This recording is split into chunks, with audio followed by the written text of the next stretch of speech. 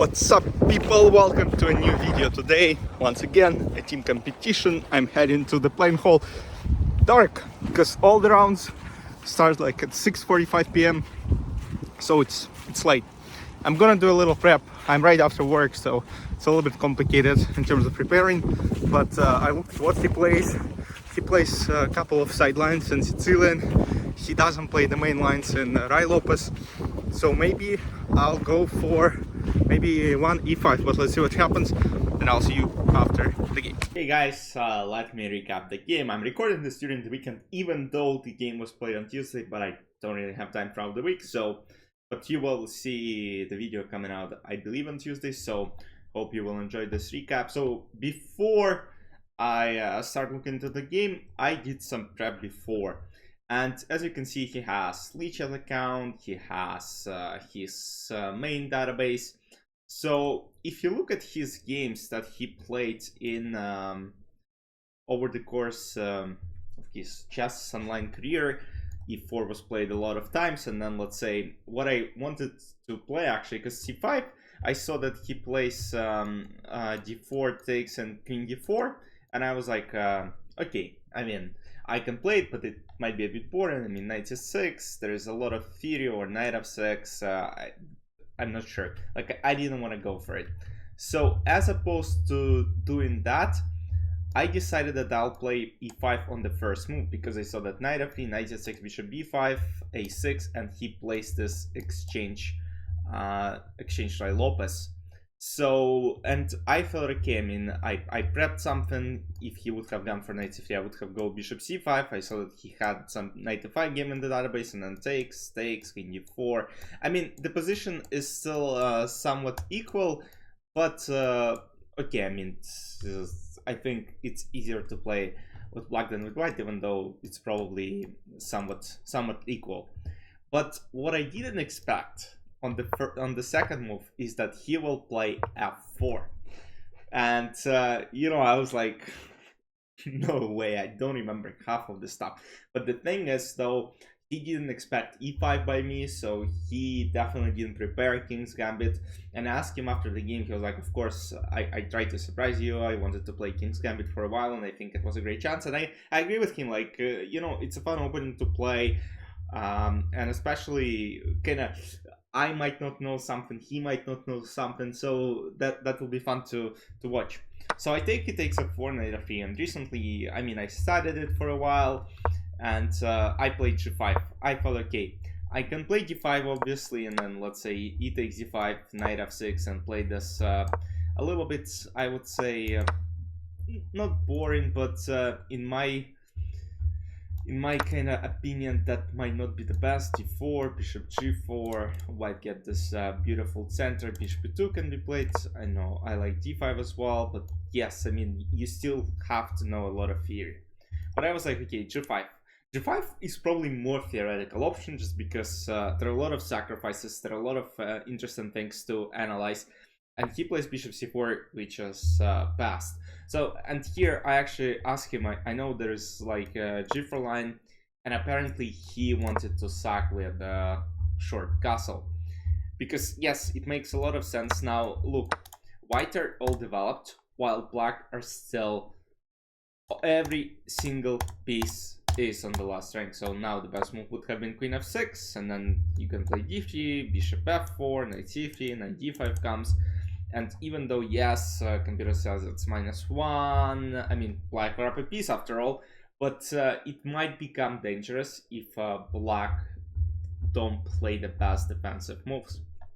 So as opposed to playing g4, I decided to play knight c6. Knight c6 now threatens to play g4, and I also want to go knight e5 afterwards and kick the bishop out of c4. So he goes h4, smart option, g4, knight g5, and now I go knight e5, not only protecting f7, but also hitting the bishop on c4. And I honestly like my position a lot, just because now bishop has to move back, and I'll play h6, and I kind of trade more pieces of the board and potentially open h-file.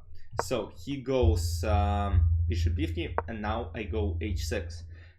And now knight f7 is not really a good option, just because I take. Yes, you can take on g4, but then knight f6 or d6, and like what's the idea here for white piece? Like, how are you going to attack? Because my king hides, knight develops, bishop develops, rook develops, and I should be in a good spot.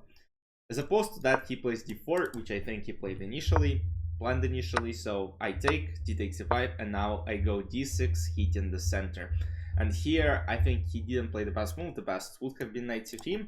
I actually calculated this, and d takes e5, there's bishop f7, and yeah, I kind of have to play king e7, trade, and then maybe bishop comes, castle, and try to create some threats against d8 king, and castle king on d8.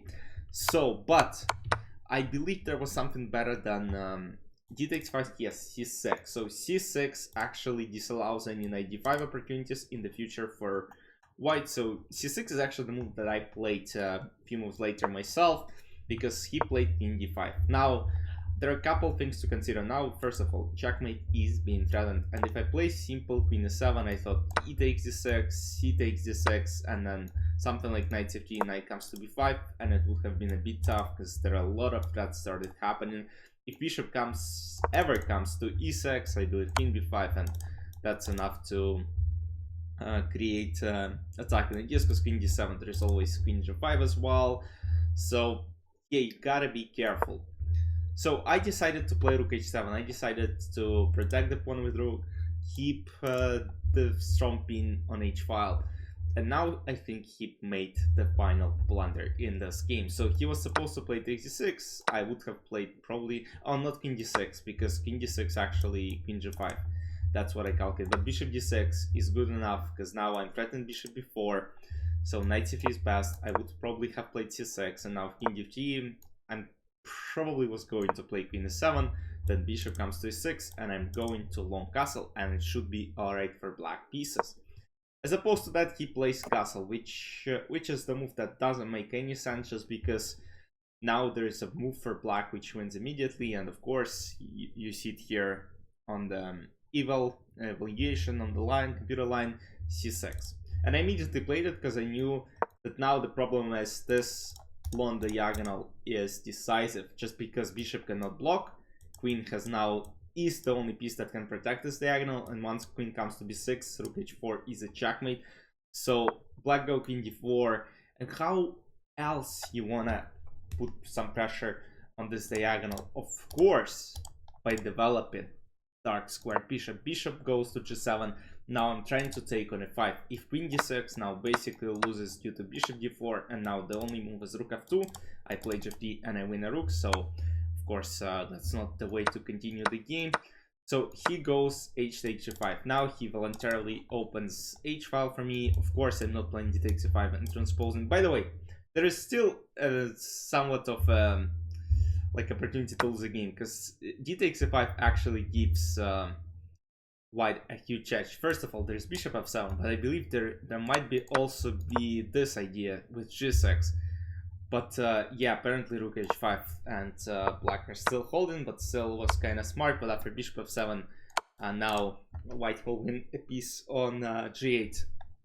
So yeah, kind of interesting.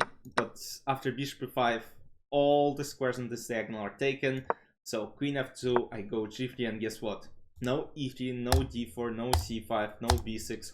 All squares are blocked, and queen b6 is coming. Queen f3, and now of course I could play queen b6 as well, bishop f3, and then even take bishop f7, king d8, and you know, basically say that you know, I'm not scared of anything here. Bishop g4, and just win the queen.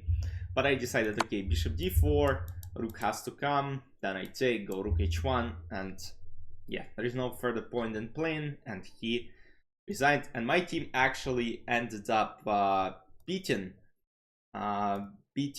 for nothing. So it was a clean win.